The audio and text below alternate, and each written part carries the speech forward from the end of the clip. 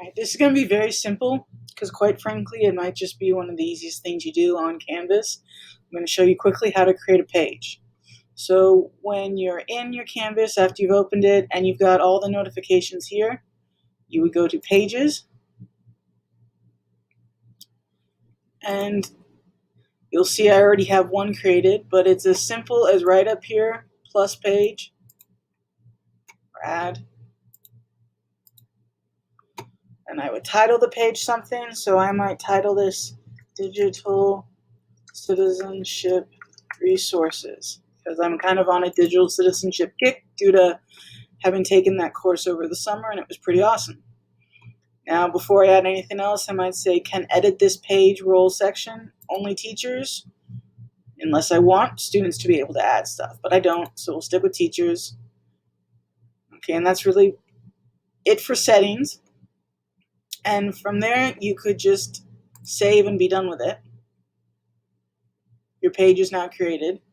You haven't published it yet, so it's not visible to anyone. So let's say this course is already created, it's 2 months down the road, and you want to add another page. Your students don't have to see it until you choose to publish it. But let's say now you want to actually put stuff in the page. All right, well, you can do anything just like you would in Word or Google, bold, italics, all that.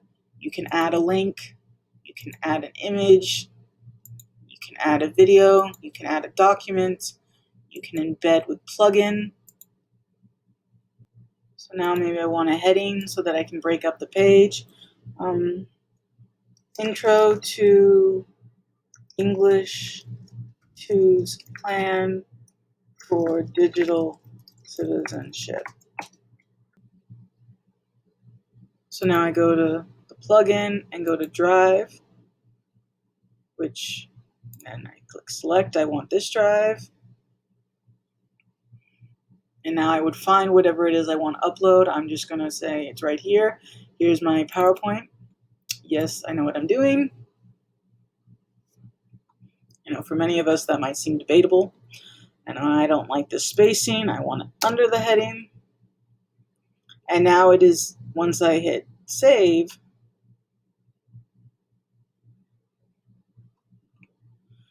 this PowerPoint is now embedded so that students can actually look at it and they can get all the info. And yes, even the hyperlinks and all that jazz will work.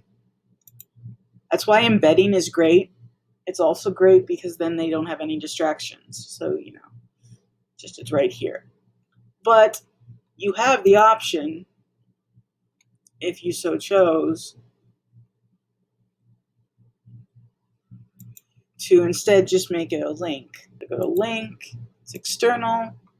I copy the link of the PowerPoint, I name it something, and then I click done, and it would be a hyperlink.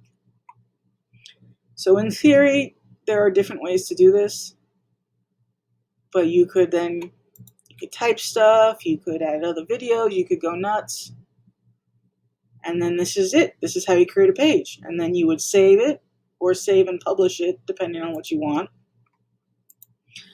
You can create as many pages as you possibly want.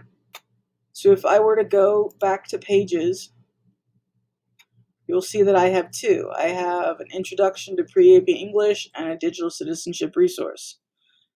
According to this right here, the intro one is published so people can see it. The digital resource one is not. And if you were to go right here to modules, you'll see like this icon here that looks like a page that tells me that this is a page under this module. And so if I were to open it and read it, I'd be good. But that's it for creating pages. It's pretty simple.